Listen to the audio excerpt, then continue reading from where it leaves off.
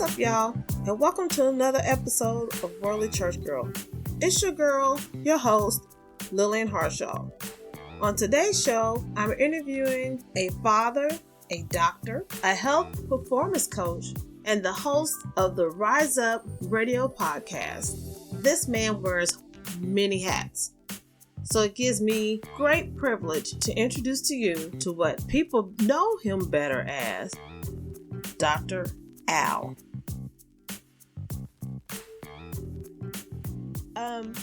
I don't even know where to begin with you because you have a lot going on. You do quite a bit. So let's just start with your medical practice and your technique. What led you to be a chiropractor and a health and performance coach? Well, first of all, I want to say thank you. I don't think anyone's ever said I've got it all going on. That's the first.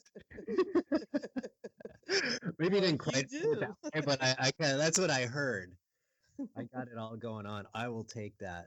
When I was younger, I really wasn't into chiropractic. I'm a doctor of chiropractic, and my whole family went to a chiropractor, and so which was really different back then. So even my grandpa went to a chiropractor, and so I basically, after graduating high school, I wanted to figure out a way where I could help people.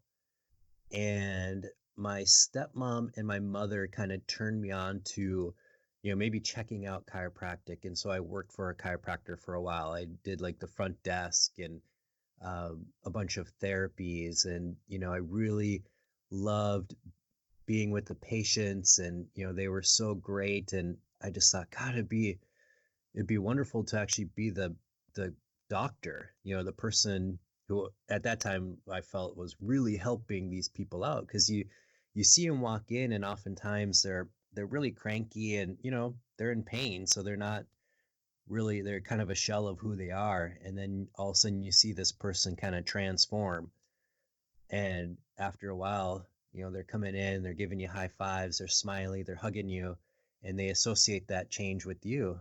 And so that's kind of what I was looking for, and that was a route that I could find that, just kind of find that ability to help other people.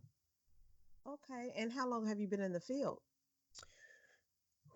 So it's been over 15 years, and so I calculated it the other couple months ago, and I've had over 100,000 patient visits and 25,000 patient hours, which makes me feel old. I was going to say, and you don't even look old enough to even say 15 years and thousands and thousands of people. And no, you don't even look old enough for that. Yeah, well, thank you. I mean, I got it going on. So yeah, you do. Yeah, I came up with those numbers. I'm like, oh my God, what the heck? Right, you're a crazy person. What the heck? So, with that, is that how you began your manifestation program? Is that how that began? It's funny because I got a lot of the inspiration from that. So, I've worked with pro athletes and, Olympic medalists and like high-end CEOs and entrepreneurs and, stay-at-home moms and like thousands of other people. And so, I've worked with some of the people who were literally the top person in the world in whatever niche in, life or business they were in. And I've worked with those who really weren't doing anything in life, and so I noticed patterns. You can't help but notice patterns after a while. And that actually helped kind of lead to the creation of the manifestation equation. And so like it's a deep dive into a scientific and kind of spiritual approach to finding your God-given purpose and really translating that into your reality.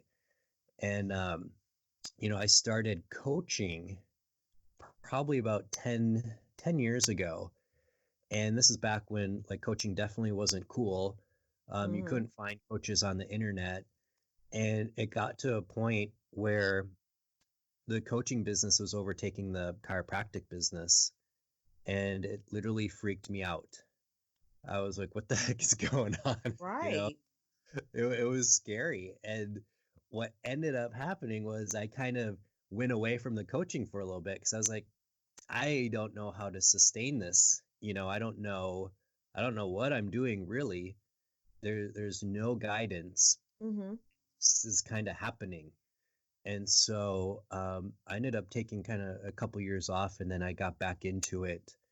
Um, and now I'm kind of doing, a little part-time chiropractic. I was able to sell my practice and kind of do a part-time thing, and then really get into the coaching, because chiropractic is really cool because you physically see people transform, like Mm-hmm. kind of what I said before.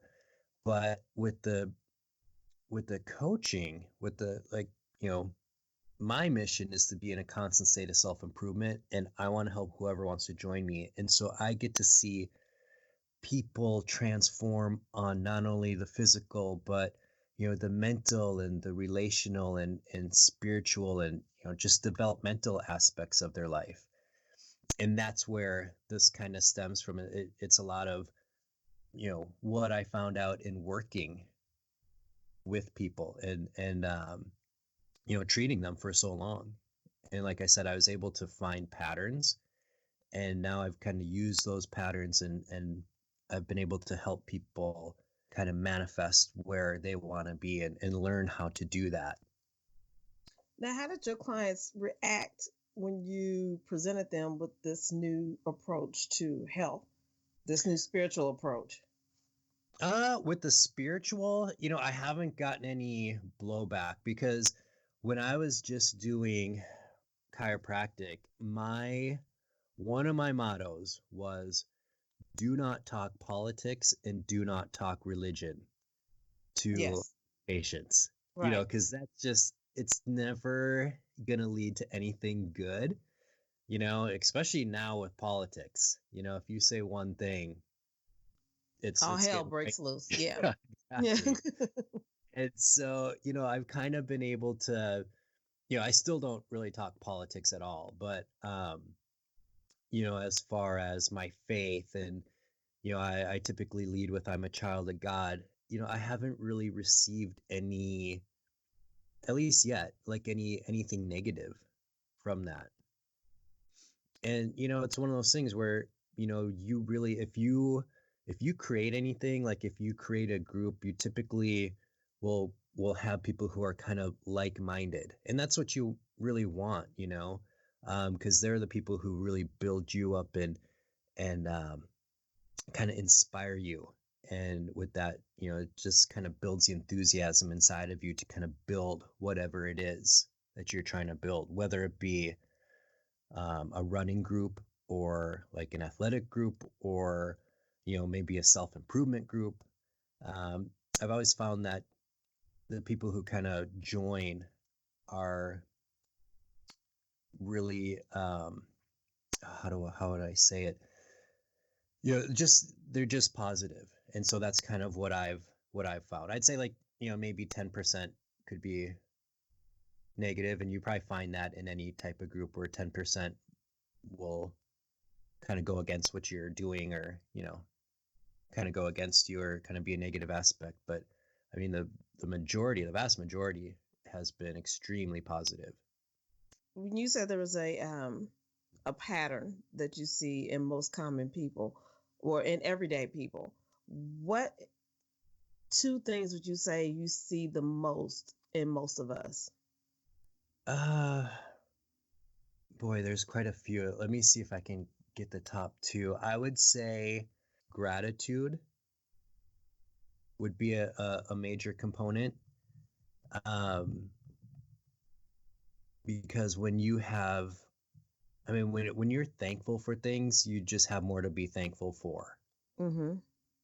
And um, when you when you are achieving what you love, you tend to be more grateful for that. Mm-hmm. And so I would say gratitude would be a big thing. Um, I would probably put self-love up there as Mm-hmm. well, because they really, it's the same thing when you're growing and you're leading in something that you love and you're contributing and you feel more confident, that self-love goes up. I was just thinking that when we were growing up, we were taught, you know, to always put others first. And which is great, which is good, but you end up forgetting about yourself Right. and you end up hurting yourself because you're putting everybody else's first. Yeah. And what Yeah, with advice? that, one of Yeah. the most powerful things that I learned, Mm-hmm. and it's hard to do still, is one, to say no. Yes. Just to tell people no, because if you're doing things that aren't aligned with what you want to do, like with what your purpose is, it's just gonna lead to frustration.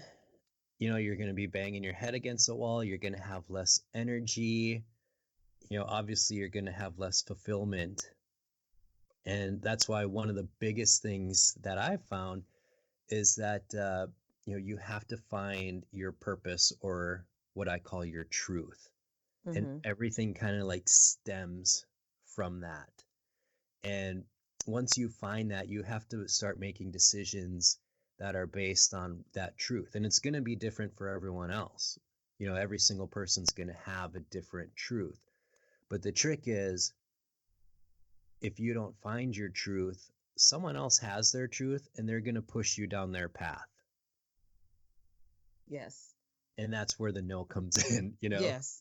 Yes. And so, like I said, that's like the trick, is you got to find that for yourself, not for someone else, Mm-hmm. and then start making decisions based on that. And then that's when eventually you get, the confidence, and you get energy, and you get that gratitude and that self-love. Yes. So just learn how to say no to protect yourself. Not because you're being mean or hateful, just Exactly. protecting you. Because if you Right. don't want to do it, don't do it. Right. And it's liberating. Once Right. it's one of those things, it's like a muscle. Like once you do it a couple times, and it's funny because at the clinic that I do work at, whenever someone comes up to me, and I can tell that they have a question about a patient or a file or something like that, I just immediately say no. Yeah. As a joke, I just joke around like they need some help. Nope. Yeah. I do my kids like that all the time. Hey, mom, no. Nope. I don't have any money. Go No. away. You're right. You don't even know what I'm going to ask. It doesn't matter. I'm pretty sure it's no. Right. So if you wasn't doing this, what do you think you'd be doing right now? Ooh, if I wasn't doing like the coaching or the chiropractic or us All of talking, it. All of it. Well, not us, but the well, chiropractor if I and the coaching. wasn't, gosh, if I wasn't doing that, oh my gosh, that's a good question. Um, Boy, I would probably just be like working out and reading all day. Like that would be, you know, the ultimate for me would be to wake up and be like, okay, what am I going to do today? Okay, I'm going to work out and I'm going to read and I'm going to learn something. I'm going to figure out how to do something. And then I'm going to figure out a way to teach people how to do what I'm doing. But I guess you could kind of say that's what I do with coaching. So it's kind of hard. No, not really. I mean, if you're okay, yes and no, but not really.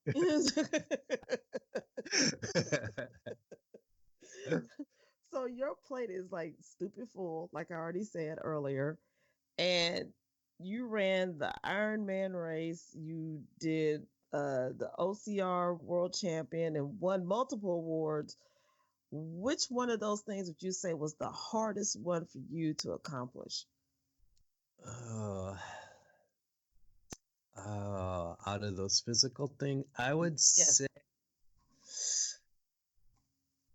probably, my toughest race, when I did Ironman, so Ironman is basically a 2.4-mile swim, which I suck at swimming, and a 112-mile bike ride, which at the time I had like this Schwinn bike.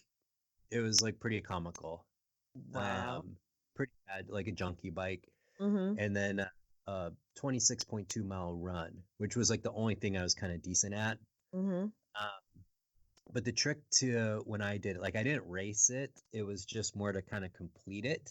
Okay. 'Cause when I did it, I trained for a couple weeks. Most people train for 6 months to about a year to do this race. And, I just kind of had the ticket was placed in my lap a few weeks before the event. So I was like, I'm just going to try it.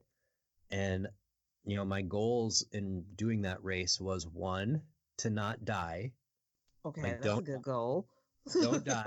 And then number two was do not poop my pants on the course Another good because it goal. does happen. Anything else, and I was fine. Like whatever else happened was totally perfect. So when you do it, you don't try. Like that's the hard part. Like don't try, don't go fast because the second you get tired, like you wear yourself out, you're done Okay. because it's just relentless. You don't have time to regroup. And so when I finished the race, I actually felt pretty good. I felt pretty decent. I was shocked. I was like, yeah, I feel fine. I just had like some pizza and hung out with my family. Wow. And then the first time I ever did an OCR race, it was about 4 miles um, through like hills and whatnot. And there's probably about 20 different obstacles. And the first mile was just jumping over like these little mini walls. Mm-hmm. And I'll never forget, I looked at my watch and I was 0.96 miles in, and I was like, I'm done. Like I have done like I I have no energy. And now I gotta go figure out how to climb ropes and do all this like the crazy obstacles. Right. And when I finished that race, which took about almost an hour, I was completely dead. Like I was shaking. I had blood all over the place. I didn't even know what I was bleeding from. It was so cold. I literally grabbed a protein, like they gave you a protein drink, protein bar, and a banana. Uh-huh. And I sat in, they had like, I don't know if you call it like a double wide porta potty, Mm-hmm. but it was like the huge porta potty. And I sat in there for a half hour and just regrouped, sitting in the Wow. porta. So Wow. I would say Sitting on like, the throne of grace, right? yeah, yeah, the throne of grace. There I was, the king. And yeah, it was unbelievable. I've never felt like that after a race. It was Jeez. crazy. And that's when I was like, okay, I gotta start training for this. Mm-hmm. So it kind of helped me as far as, really getting a goal and like wanting to do well. And then it was the next race that I actually qualified for the World Championships. That was the toughest one. Like Okay. that's one that really sticks out. Yeah, because you didn't give a real good visual. You you didn't make me feel like, oh, this sounds like a good time. Yeah, right. Yeah, it was awful. That's the best way to describe it. Like but you shocking. but you did it, and you've done it again. Yes, yes, I've done it a couple more times, and when I look back, like it was pretty cool because when I did that race, I had never done a race like that before. Um, I was at the starting line with a bunch of people. Like I had no friends with me. They were all going to meet me after because they were racing later. So Okay. I had like one of the very first starting times. So I was like sitting there by myself at the starting line. And how they do it is like they just do a bunch of yelling before the race. And it's all these guys with their shirts off and they're all ripped and Mm-hmm. they're all like, chiseled. And I'm sitting there, I'm like, oh my God, what have I done? What the heck is going to happen to me out here? And Oh especially my if you don't know God. what schools are or anything like that. It, I was pretty happy that I got through it. Jeez, to say the least. And alive. Yeah, exactly. I was still alive. I was vertical. Yes. I was still vertical. That's nuts. Well, you're a good one. My brother asked me last week, did I want to do a race with him? I was like, absolutely not. But I will be there to cheer you on. So, Right, right. Yeah, and man, that's the best part. Like now, like especially like after you've done a race, like even that day, when I complete the race and I'm done, that's the best part is like watching people. And it's kind of funny because it's like because you know that they're struggling and hmm, you know where they're at because you can just see it in their faces. And it just makes you just sitting there watching so much more fun. right, You're like, oh, I'm just sitting here. right. I've done suck Yeah. to suck. No, I'm just kidding. Yeah, especially if you have like a beer garden, so you have a beer, and you're just like, Right. sucks to be them. So, another fun fact about you, you're in a heavy metal band. Yeah, yeah, that just kind of one of the guys from the clinic that I'm working at now.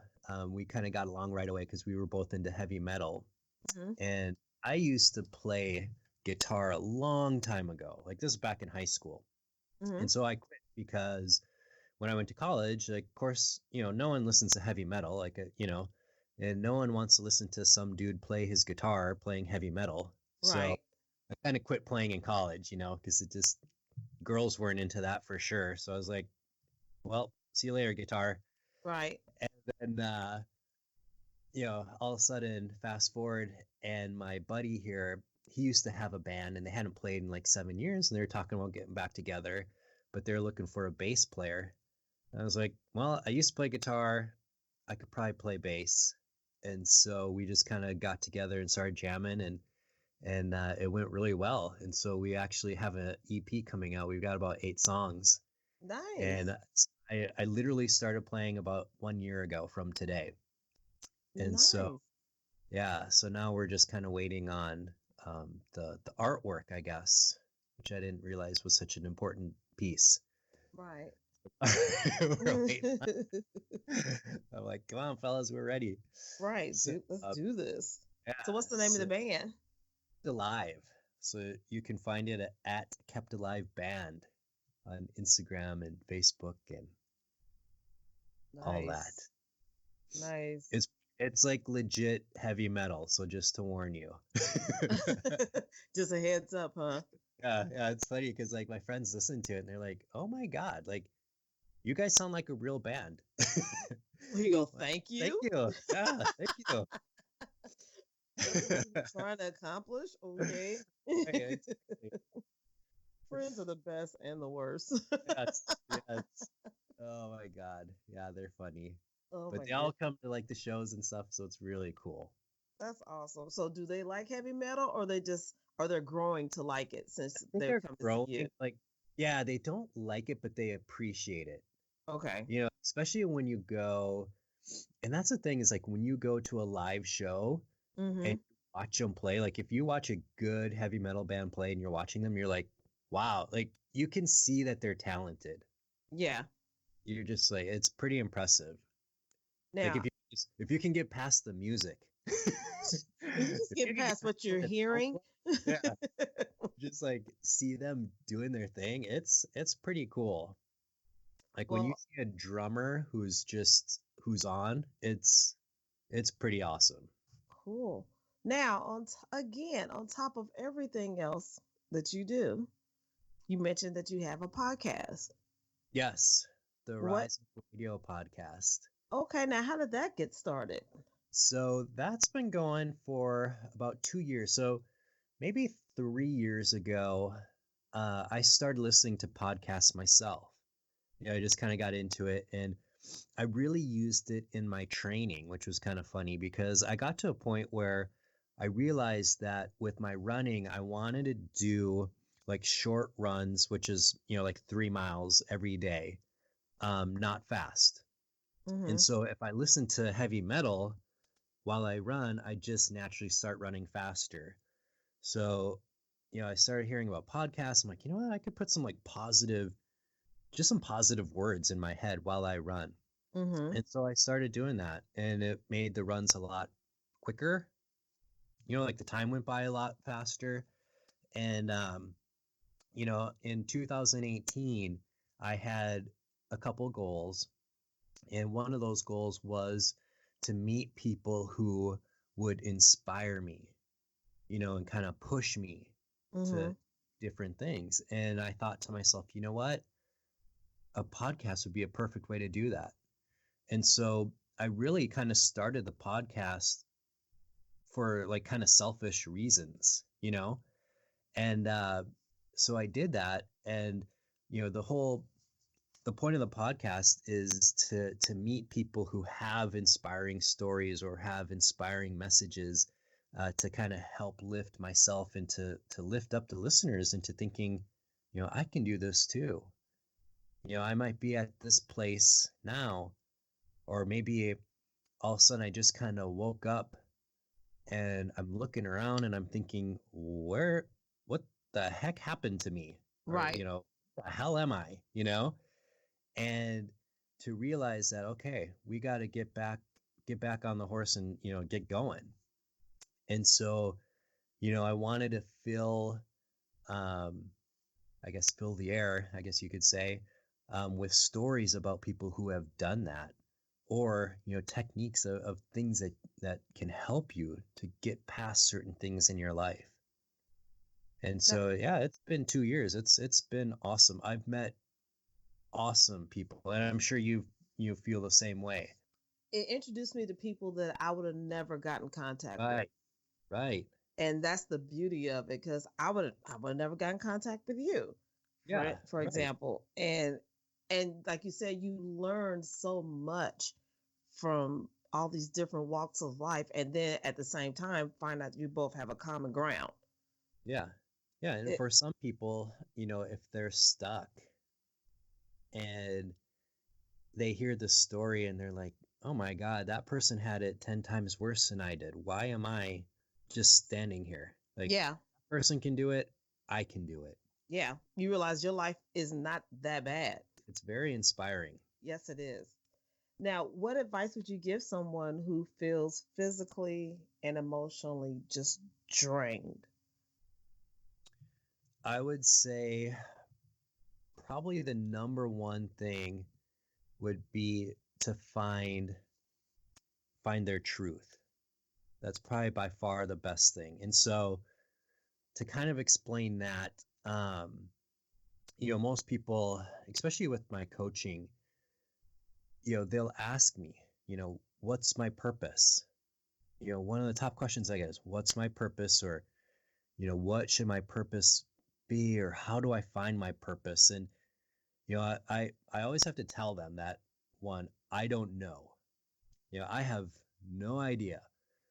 But what I do know is that, your purpose is already inside of you, and you're already living your life's purpose.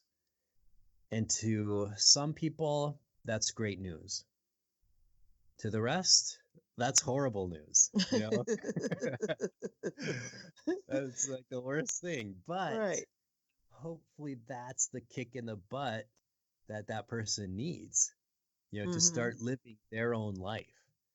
And so, the best way to kind of explain that is that God has put inside each of us a special genius, a special skill set, a special set of interests and values, and a special purpose. And that's what I call your truth. And people also want to know, what is truth? Like, what does that mean? And that's actually, it's a very biblical question. And to answer that, truth is, it's a self-expression of God that's inside of you. Your true purpose in life is an honest expression of that truth. And so when you're living in line with your truth and not someone else's, that's when you're enlightened, and the enlightened part just bursts out of you. And so, that being said, there's an angelic part in all of us. In some of us, we may have to look a little bit deeper, but it's there somewhere.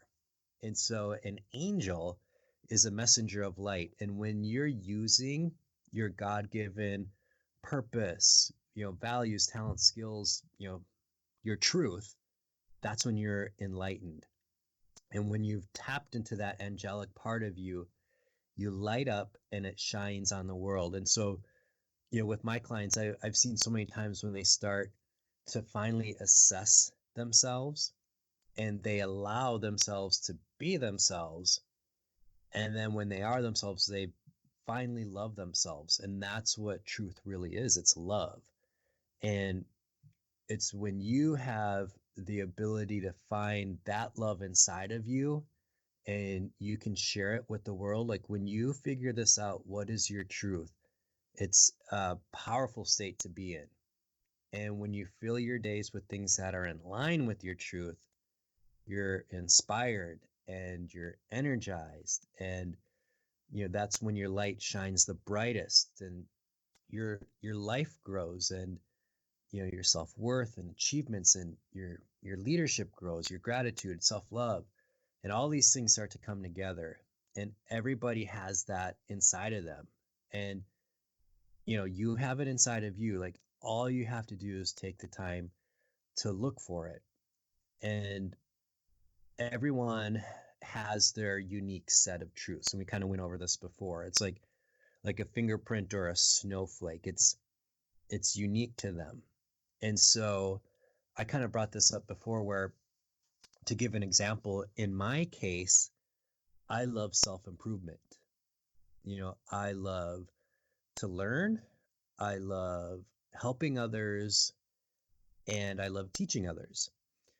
So I can't wait to learn like new ideas or concepts and try to figure out ways to actually apply it in my life, because knowledge isn't power, applied knowledge is power.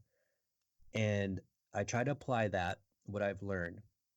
And then I try to figure out ways to share what I've learned to other people so they can apply what they've learned into their lives. So when I wake up in the morning, I automatically think about, what can I do to improve myself? And I'm excited. Like, what can I do for my workout? What can I read?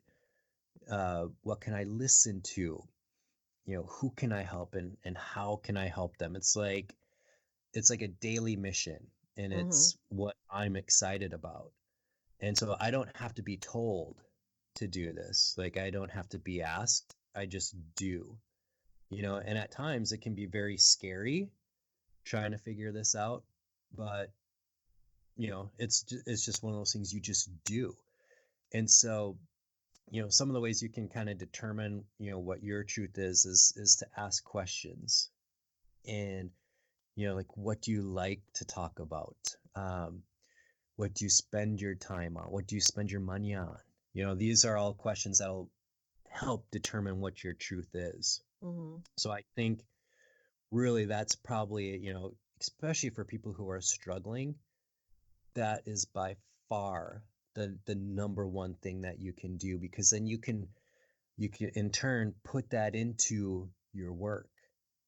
You can put that into different relationships. You can take that knowledge that you learn about yourself and apply it into different areas of your life and associate, maybe you don't like your job, well, can you associate your job with that truth?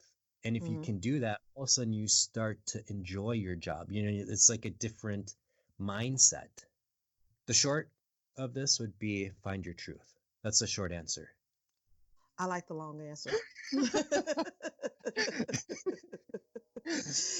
I was Like, just sitting here. okay, well, No, I like the long we'll answer wait because the 2 hour version.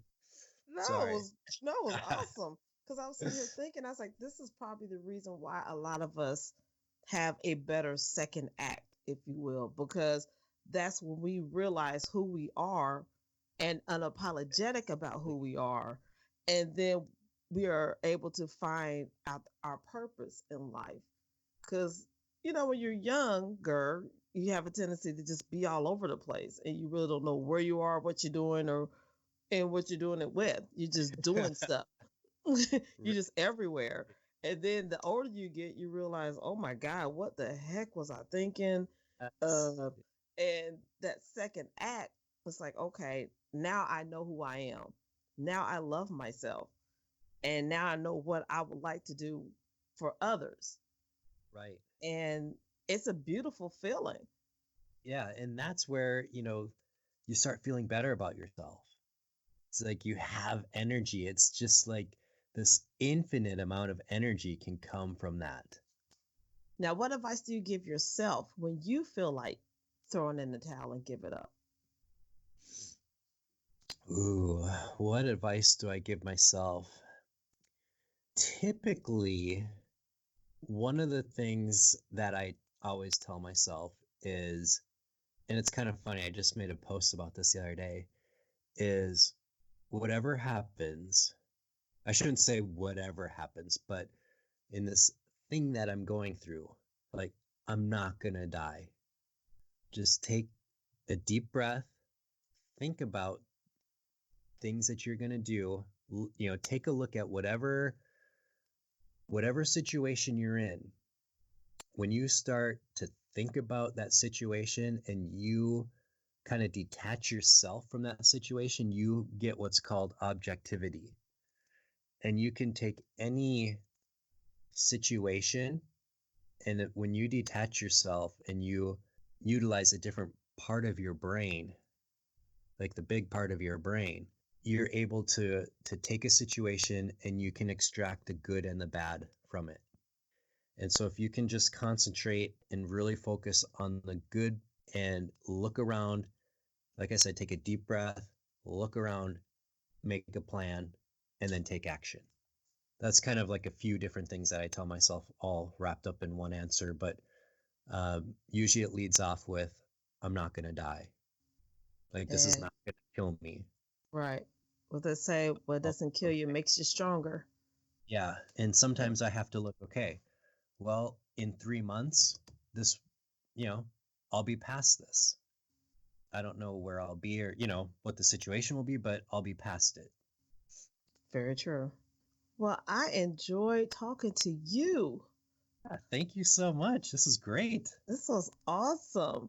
So, how can people find you? My website is dr-al.net.